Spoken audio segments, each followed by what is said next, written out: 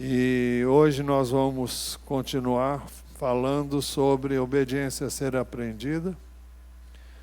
E o tema de hoje é: as autoridades delegadas devem santificar-se. Nosso texto básico é João 17:19. Nós já vimos que a autoridade espiritual se baseia na espiritualidade. Nós temos gastado tempo em falar nos últimos cultos sobre autoridade espiritual. Ela difere da autoridade no mundo e nós devemos obediência a todas as autoridades, mas nós temos falado sobre como deve se conduzir aquele que é autoridade espiritual, aquele que está exercendo alguma função como algo que Deus lhe delegou para realizar no contexto da igreja. Já vimos então que a autoridade espiritual se baseia na espiritualidade, que não é algo concedido por homens, nem simplesmente designado por Deus. Devemos nos lembrar que, de um lado, baseia-se na espiritualidade, de outro, na condição humilde e obediente do ser humano diante de Deus. Agora nós vamos acrescentar mais um ponto. Aquele que deve ser colocado em posição de autoridade precisa ser santificado da multidão. Embora nosso Senhor fosse enviado de Deus e tivesse comunhão ininterrupta com Deus, ainda assim ele declarou: e a favor deles, se referindo aos seus discípulos, eu me santifico, para que eles também sejam santificados na verdade. Primeiro, e a favor deles eu me santifico. O que significam estas palavras de Jesus? Por amor aos discípulos,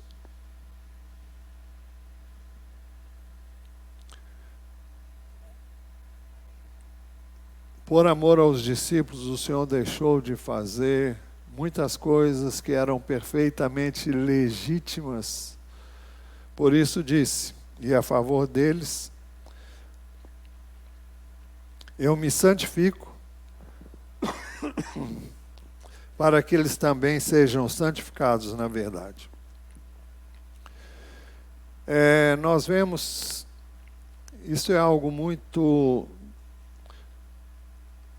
talvez mais difícil do que tudo que já falamos aqui, de uma compreensão clara, mas nós vamos citar vários exemplos e cremos que isso vai nos ajudar a entender. Então, por amor aos discípulos, o Senhor deixou de fazer muitas coisas que eram perfeitamente legítimas. Muito bem. Nós encontramos um episódio que está registrado em João capítulo 4, versículos 31 a 34. Isso não está aqui não foi feito nenhum slide com esse texto, mas os discípulos tinham ido à cidade comprar comida. E quando eles voltaram, trazendo a comida, eles disseram: mestre, coma. Mas ele lhes disse: tem para comer uma comida que vocês não conhecem. Então os discípulos começaram a dizer: será que alguém lhe trouxe algo para comer? Jesus lhes declarou: a minha comida consiste em fazer a vontade daquele que me enviou e realizar a sua obra. Mais uma vez temos que enfatizar o fato de que Jesus não estava preocupado senão em fazer a vontade de Deus, e não qualquer outra coisa que ele poderia fazer com a maior naturalidade. Mas o seu propósito principal era fazer a vontade de Deus, o Pai e nosso Pai. A minha comida consiste em fazer a vontade daquele que me enviou e realizar a sua obra.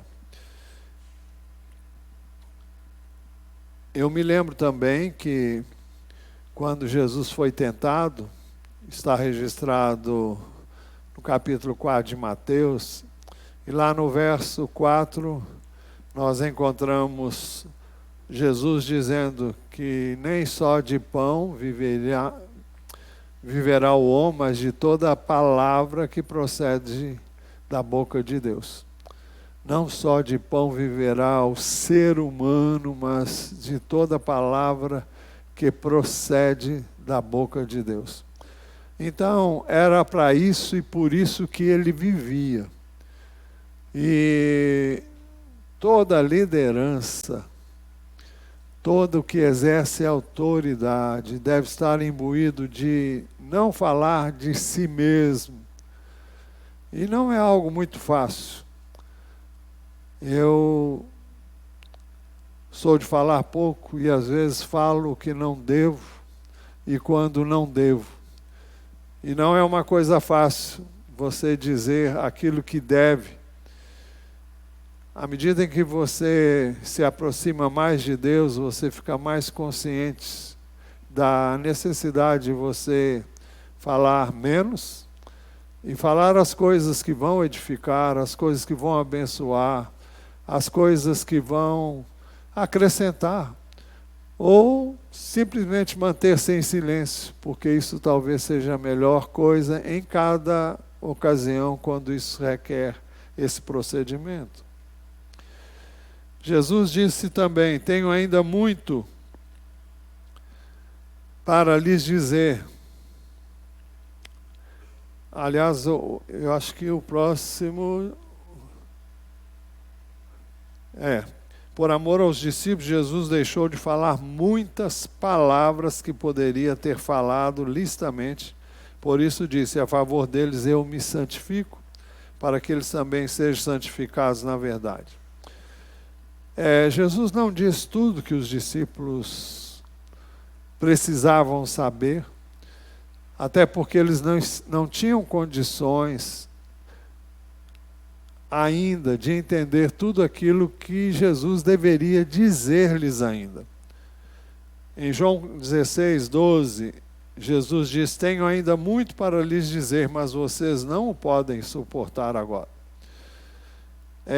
Jesus diria isso quando? Ele diria isso depois através do Espírito Santo. Se você depois examinar o texto, você vai descobrir que ele estava dizendo que o que ele tinha para dizer seria dito através do Espírito Santo. E é aquilo que nós conhecemos hoje como as Escrituras do Novo Testamento. O apóstolo Paulo ouviu do Senhor muitas palavras que estão registradas nas Escrituras e ele disse claramente que transmitia exatamente como ele havia recebido do Senhor.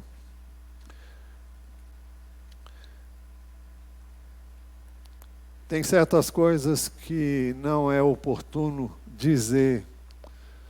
E eu confesso que já errei muito nessa área. E nós temos que saber o que dizer, quando dizer.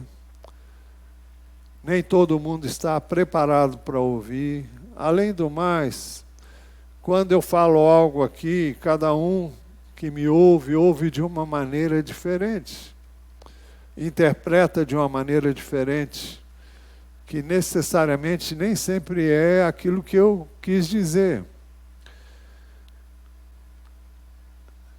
Por amor aos discípulos, o Senhor deixou de assumir muitas atitudes que poderia justificavelmente assumir, por isso disse: e a favor deles me santifico, para que eles sejam santificados na verdade. Os irmãos se lembram de que Jesus, quando estava prestes a ser preso, para então comparecer para o julgamento dos judeus, do Sinédrio e depois de Pilatos. Então, quando eles se aproximaram de Jesus, Pedro desembainhou a espada e chegou a cortar até a orelha de um servo de nome Malco. E Jesus disse a Pedro, Mateus 26, 53, ou você acha que não posso pedir a meu Pai, e Ele me mandaria, neste momento, mais de 12 legiões de anjos? São coisas que Jesus podia fazer, mas Ele sabia que não era para fazer isso. Ele sabia que aquele momento não era para ter essa atitude, até porque ele estava cumprindo todo o propósito de Deus para a sua vida.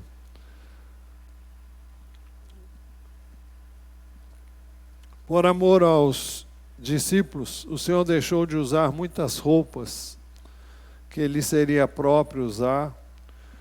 Por isso mesmo, ele disse, a favor deles eu me santifico para que eles também sejam santificados. Quem faz esse destaque é o Atmani, no livro que ele escreveu, tratando desse assunto.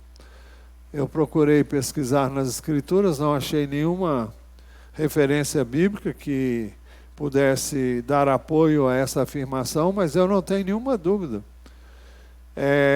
A pessoa que está na posição de exercendo alguma autoridade, ele tem que ter um traje coerente com o que ele está fazendo. Não para chamar atenção sobre si, não para que todos olhem para ele. O nosso propósito, quando representamos o Senhor, é revelar o Senhor. Não é atrair a atenção das pessoas sobre nós, mas para o Senhor.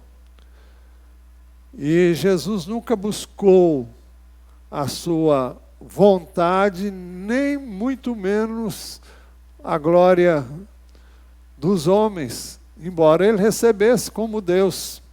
Mas ele não buscou isso, ele não visava isso.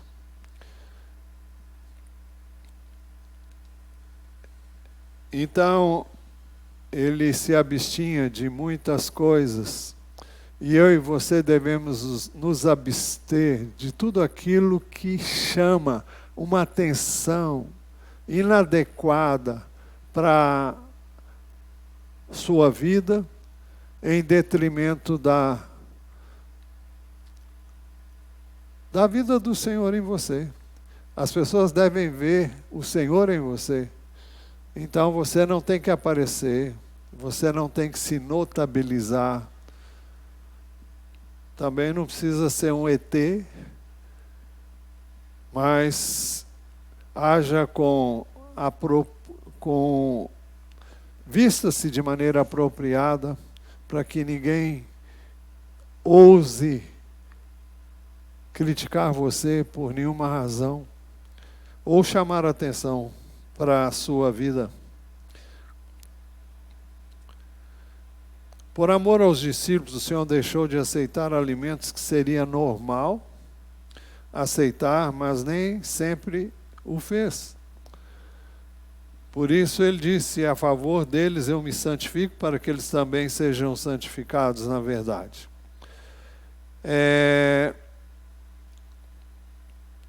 O mesmo texto que eu já li anteriormente, enquanto isso os discípulos pediam a Jesus, dizendo, mestre, coma. Mas ele lhes diz, tem para comer uma comida que vocês não conhecem. Muitos pensam que Jesus nessa hora estaria jejuando. E por isso disse, eu tenho uma comida para comer que vocês não conhecem. Mesmo não entendendo o que Jesus queria dizer, mas embora ele tenha dito, inicialmente eles não entenderam. Eu creio que se ele queria continuar em jejum, ele continuou e nem foi muito percebido quando ele disse essas palavras. Mas sobre alimentos dedicados aos ídolos, por exemplo, o apóstolo Paulo escreveu, especialmente no capítulo 8 e 10 da primeira epístola aos Coríntios, ele diz que os ídolos não são nada em si mesmo. Então, que ele poderia, com naturalidade, comer de um alimento que foi dedicado ao ídolo, porque na visão dele o ídolo não era nada. Mas ele recomendou que, não obstante, ele disse que ele não fazia isso, e não fazia isso para que ninguém pensasse que ele estava comendo algo que foi dedicado a um ídolo e alguém fizesse isso com essa intenção.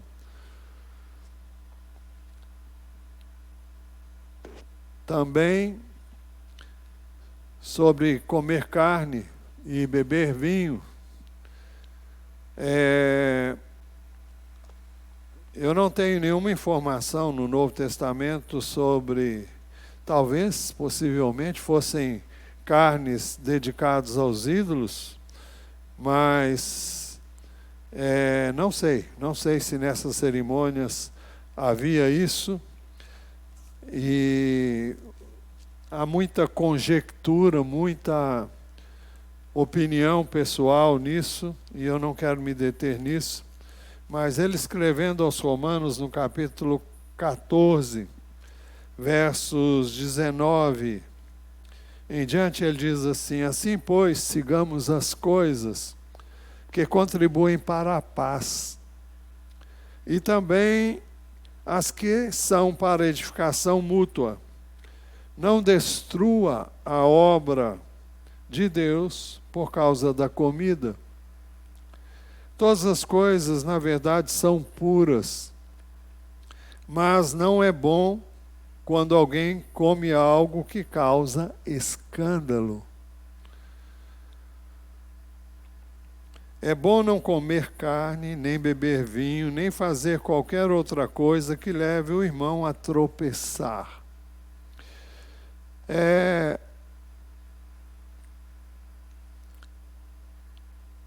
Muitos perguntam, tem algum problema em beber uma taça de vinho? Eu já disse aqui de outras vezes, eu fui ao médico,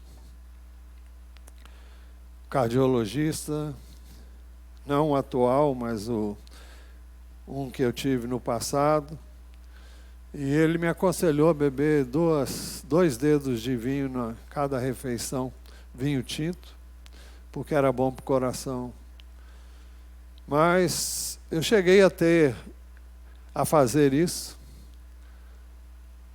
E agora, quando chegava alguém na minha casa, ele não podia ver eu fazer isso. Eu falei, olha, quer saber? Chega. Não vou fazer isso porque não quero ter uma coisa na vista das pessoas e outra quando elas não estão presentes.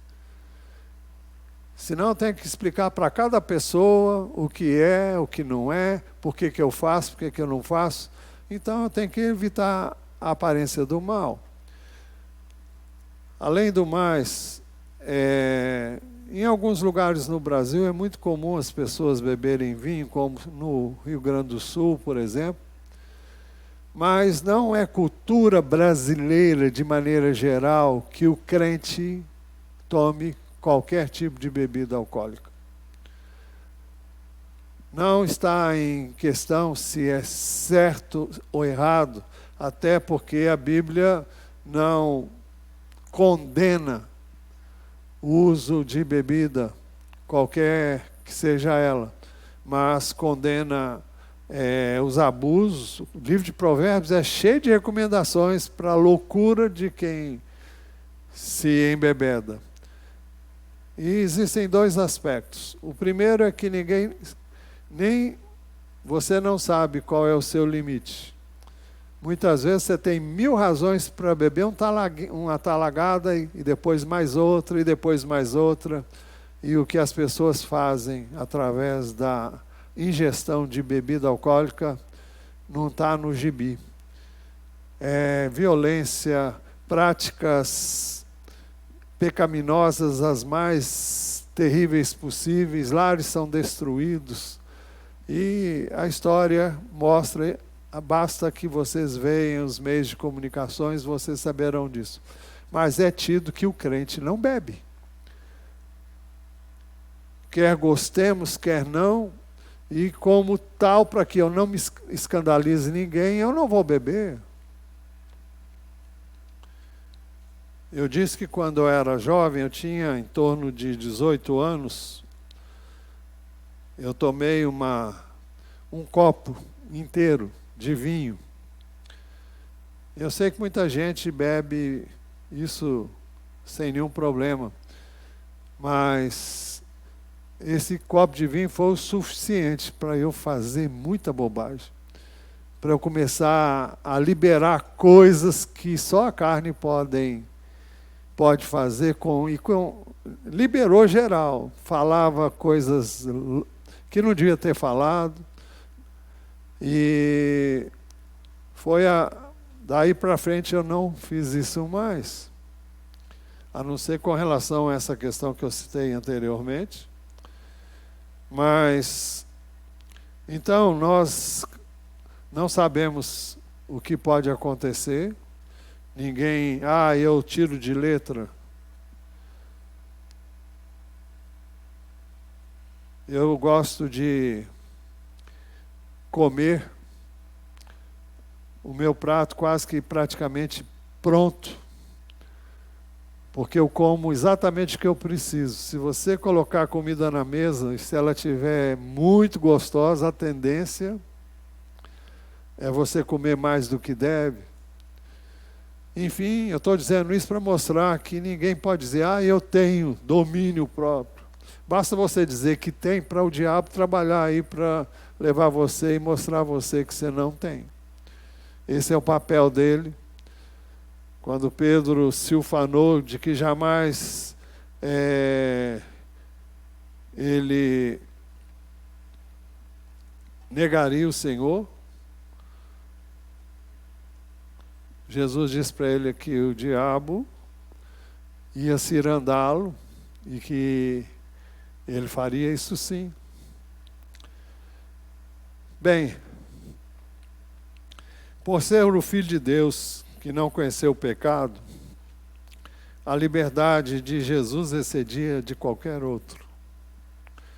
Muitas coisas nós não podemos fazer porque temos fraquezas. Muitas palavras não podemos dizer porque somos impuros. Você diz uma coisa com um sentido, a pessoa ouve com outro. Mas não havia essa dificuldade na vida de Jesus, uma vez que era santíssimo. E se ele se santificou, muito mais nós devemos nos santificar. Nós precisamos nos humilhar porque somos pessoas cheias de orgulho, é a natureza humana. Por sua vez, Jesus jamais foi orgulhoso. Logo, ele não precisava de humildade, pois era humilde. Tomem sobre vocês o meu jugo e aprendam de mim, porque sou manso e humilde de coração. A descrição da humildade de Jesus é muito bem colocada no segundo capítulo da epístola do apóstolo Paulo aos Filipenses, onde ele deixa a sua condição de Deus para viver a humanidade, deixou a condição de Deus para viver a condição de escravo, alguém que não tem vontade própria.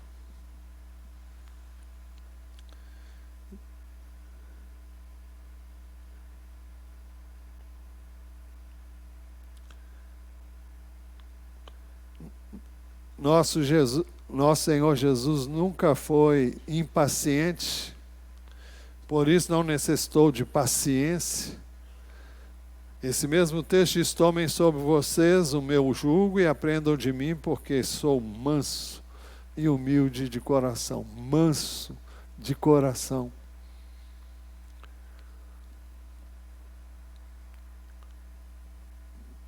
Eu e você temos limites. E sempre que nós somos cutucados com vara curta, se nós não dependermos inteiramente de Deus, nós vamos falar coisas que não devíamos falar, vamos fazer coisa que não devíamos fazer, vamos responder asperamente, vamos pagar na mesma moeda, porque essa é a natureza humana.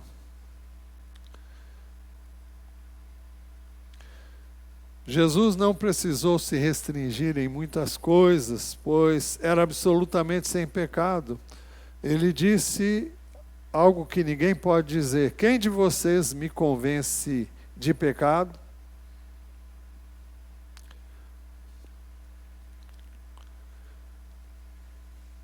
Pedro escreve na primeira epístola, capítulo 2, versículo 22, ele não cometeu pecado, nem foi encontrado engano em sua boca. Mas podemos ver também que até mesmo a ira de Jesus foi sem pecado. Em João 2, 14 a 16, diz assim: e entrou no templo, e encontrou no templo os que vendiam bois, ovelhas e pombas, e também os cambistas assentados. Tendo feito um chicote de cordas, expulsou todos do templo. Com as ovelhas e os bois, derramou o dinheiro dos cambistas pelo chão, virou as mesas e disse aos que vendiam as pombas: tirem estas coisas daqui, não façam da casa de meu pai uma casa de negócios.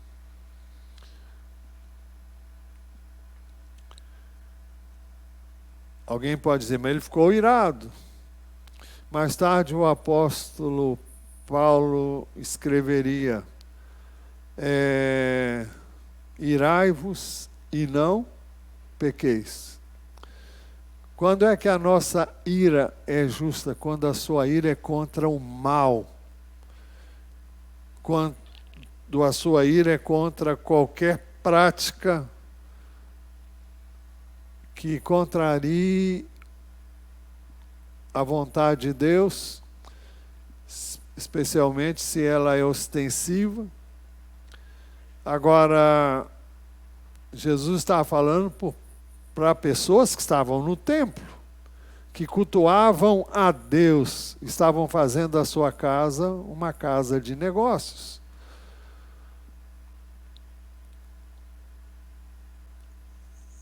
E Jesus pôde dizer: quem me convence de pecado? Há uma linha muito tênue aí, e eu e você temos que ter muito cuidado para não nos abrigarmos. Jesus fez isso, eu vou fazer. Eu aconselho você a ficar na sua e a depender inteiramente do Senhor, para você não perder as estribeiras. Muitas pessoas me acham manso. Eu não sou manso.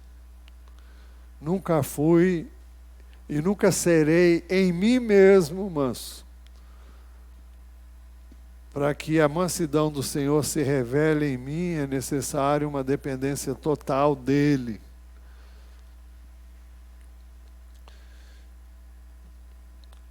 Então, o Senhor não teve em vista somente a sua própria santidade, mas também a nossa, por isso disse: e a favor deles eu me santifico, para que eles também sejam santificados na verdade. Seja qual for a santidade, ela nos separa do mundo. Santidade significa viver separado do mundo para Deus. Logo, há muita coisa que nós não podemos fazer. não devemos fazer. E por nossa causa, Jesus aceitou as restrições que vêm dos homens.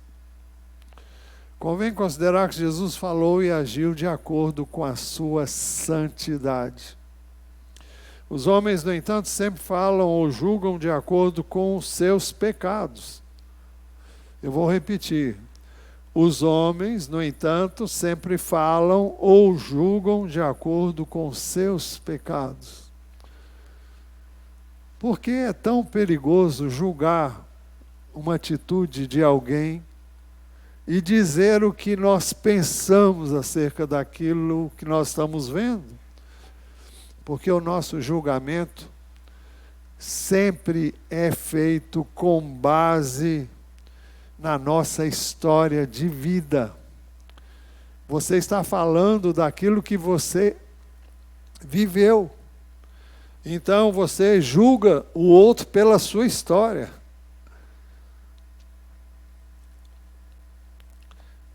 Por isso Jesus disse: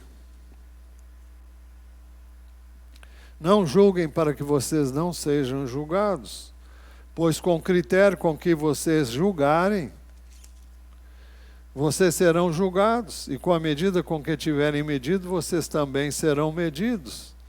Por que você vê o cisco no olho do seu irmão, mas não repara na trave que está no seu próprio? Ou como você dirá a seu irmão: deixe que eu tire o cisco do seu olho, quando você tem uma trave no seu próprio? Hipócrita, tire primeiro a trave do seu olho, e então você verá claramente para tirar o cisco no olho do seu irmão. Existe um outro texto também, eu não estava pensando em usá-lo, está em Romanos, capítulo 2. Por isso você é indesculpável quando julga os outros, não importando quem você é. Pois naquilo que julga o outro, você está condenando a si mesmo. Porque pratica as mesmas coisas que condena. Por quê? Porque você julga o outro conforme a sua história. É aquilo que você vive normalmente, ou aquilo que você já viveu. Então você sempre atribui ao outro palavras que não representam exatamente o que você pensa. É por isso que alguém já disse: quando você aponta um dedo para alguém, você tem 1, 2, 3, 4 voltados contra você. Então, nós temos que ter muito cuidado, e mais cuidado ainda quem está representando o Senhor, para representá-lo de forma digna.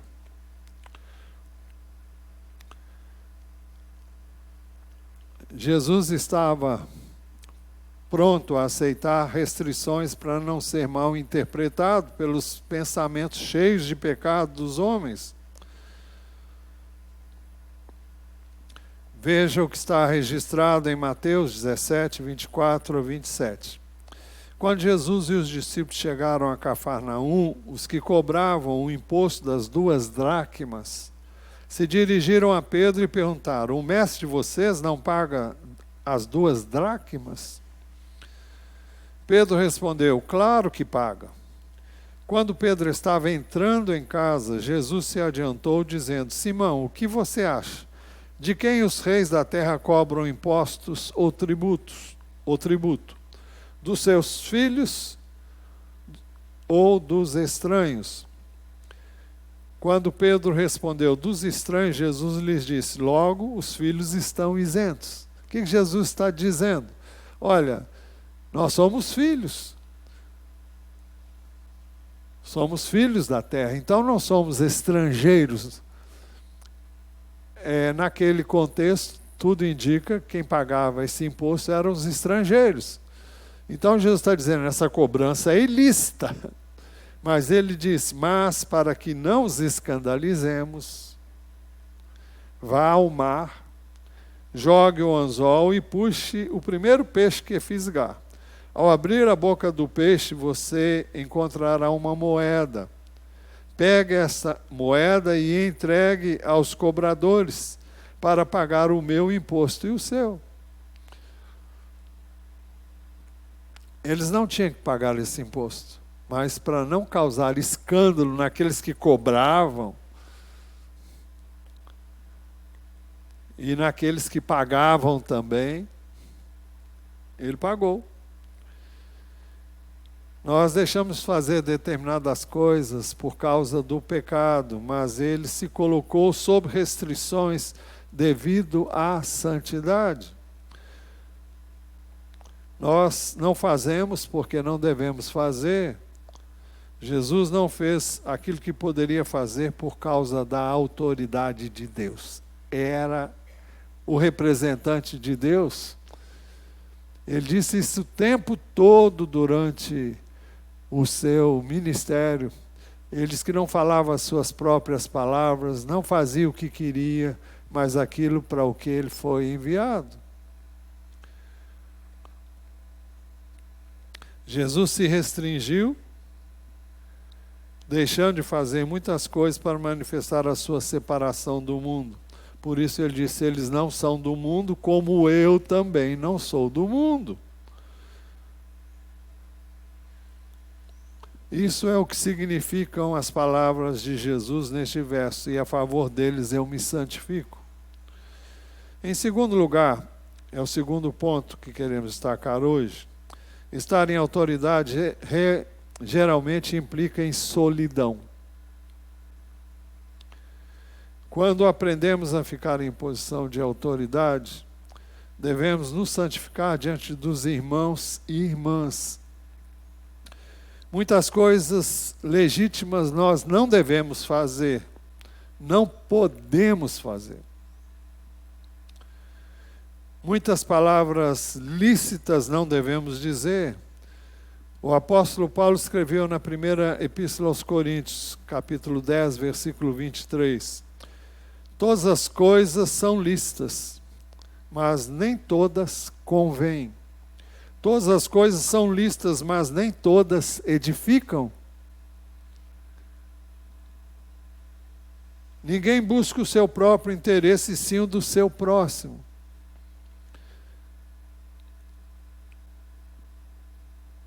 Devemos ser santificados em palavras, em sentimentos.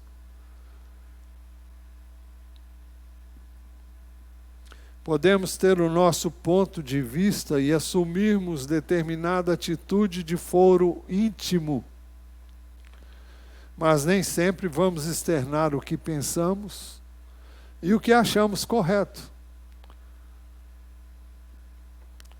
As pessoas muitas vezes me perguntam qual é o seu time.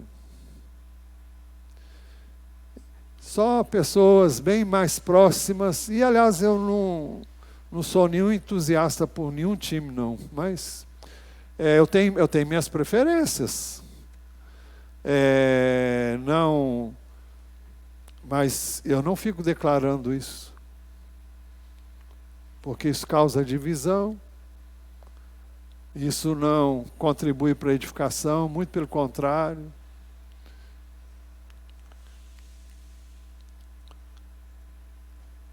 Entre os filhos de Deus, devemos ser santificados.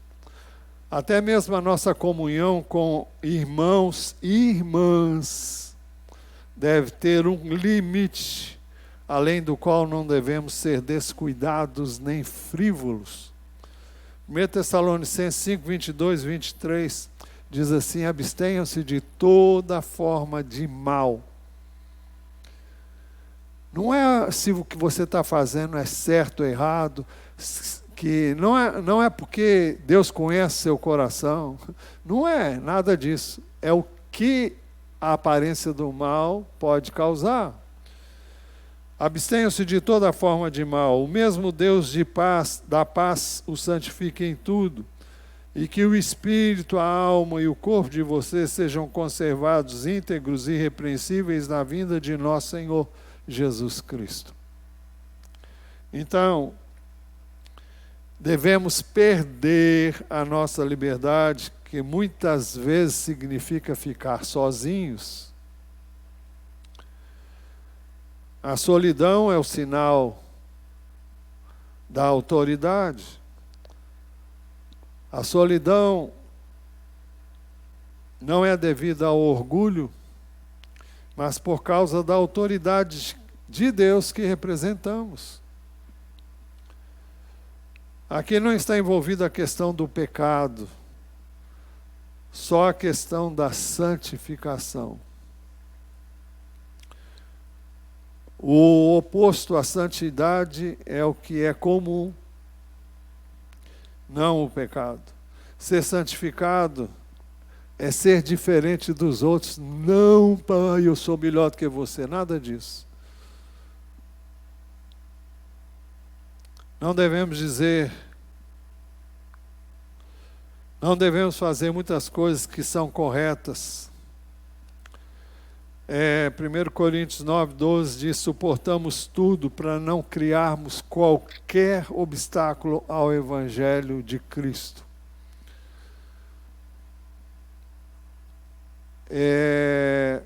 O apóstolo Paulo está falando das dificuldades que ele enfrentava, e a ponto de suportar dificuldades as mais variadas para não criar qualquer obstáculo ao Evangelho, para que as pessoas não pensassem dele algo que poderia escandalizar um ímpio, impedindo que ele conhecesse a Jesus através da interpretação que ele faria do procedimento dele.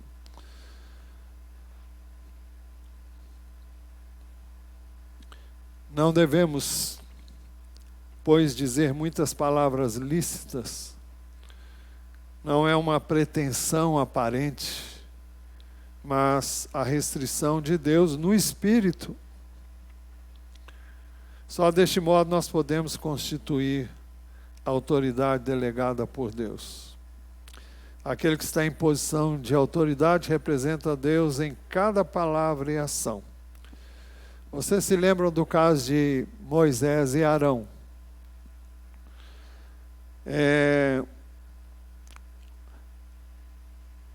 Parece que foi a única ocasião em que Moisés saiu fora do sério, e ao que tudo indica, o seu irmão acompanhou nessa situação. E foi quando Deus determinou que eles dessem água para o povo, e ele deveria falar à rocha, e dela brotaria água. Mas Moisés atribuiu a atitude do povo como rebelde, ou como rebeldia, porque o povo já tinha manifestado atitude semelhante em muitas ocasiões anteriormente, e ele se sentiu no direito de acusar o povo de rebeldia. E ele ficou irado, e ele bateu com força na rocha, e a água verteu. Mas o Senhor disse para ele, mas o Senhor disse a Moisés e Arão: porque não creram em mim, para me santificarem diante dos filhos de Israel, vocês não farão entrar este povo na terra que lhe dei. Por que eles não creram? Porque não falaram, não fizeram exatamente como Deus tinha mandado que eles fizessem. Ele, Moisés e Arão disseram que não deveriam ter dito, agiram como não deveriam ter agido, e por isso não representaram bem o Deus, a autoridade de Deus na vida deles. E Deus teve que fazer isso para vindicar a sua santidade e a sua autoridade. que não era coerente com o procedimento daquela ocasião. Moisés falhou em santificar a Deus diante do povo e em não se santificar diante do povo. O Atmani diz que os pardais voam em bandos, enquanto as águias voam sozinhas. Ele diz também, se só podemos voar baixo, porque não aguentamos a solidão das alturas, não estamos prontos para ficar em autoridade. Ainda assim, somos membros uns dos outros. Quem estiver em posição de autoridade deve normalmente ter comunhão com todos os irmãos e irmãs.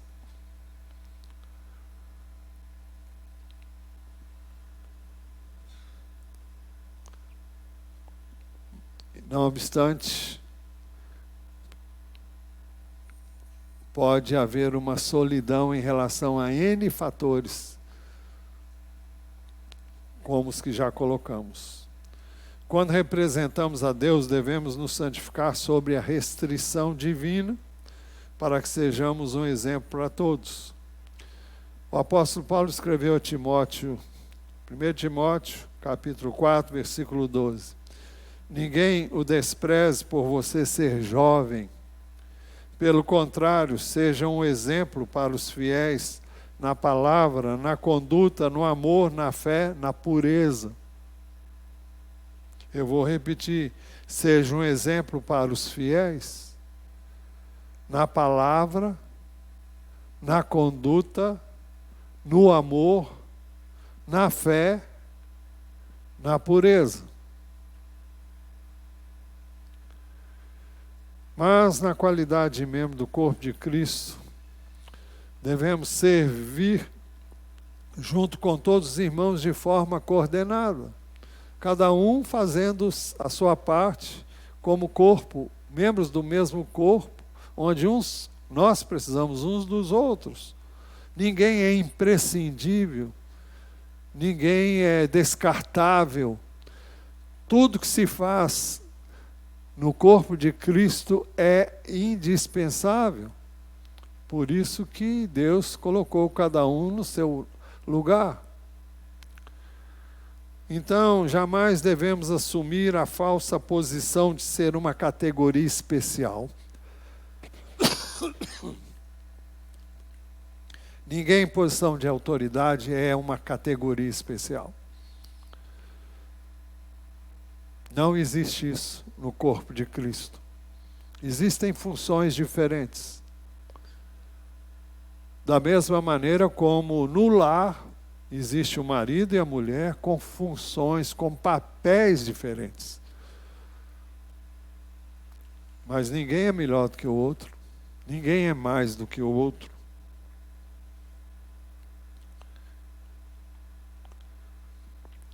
Jesus demonstrou isso de uma maneira muito especial quando ele lavou os pés dos seus discípulos. E Pedro chegou a dizer, tu nunca vai lavar os meus pés? O Senhor disse, olha, se eu não lavar os seus pés, você não tem parte comigo. E Jesus disse que assim como ele fez, nós devíamos fazer.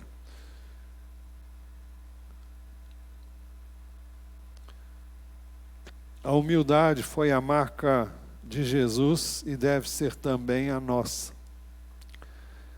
Tomem sobre vocês o meu jugo e aprendam de mim, porque sou manso e humilde de coração, e vocês acharão descanso para a sua alma. Conclusão. Não é sem razão que Jesus dizia a todos, Lucas 29, 23 e 24. Se alguém quer vir após mim, isto é, se alguém quer me seguir os meus passos, seguir o meu exemplo, negue-se a si mesmo. Dia a dia tome a sua cruz e siga-me. Pois quem quiser salvar a sua vida, a perderá. E quem perder a vida por minha causa, esse a salvará.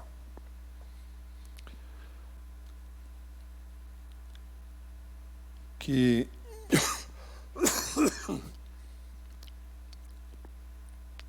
o Senhor nos ajude a viver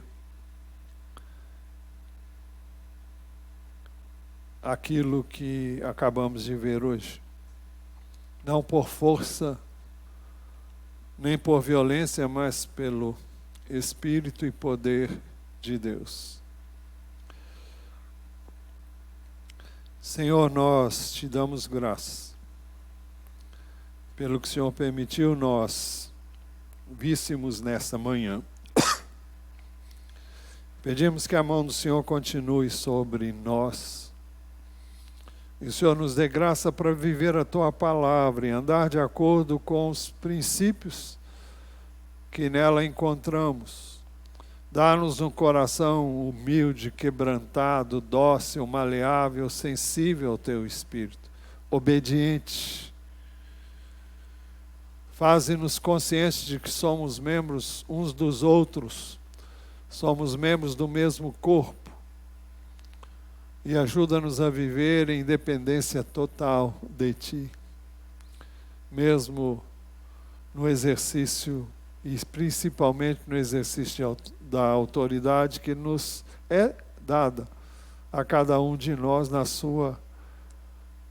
no seu contexto.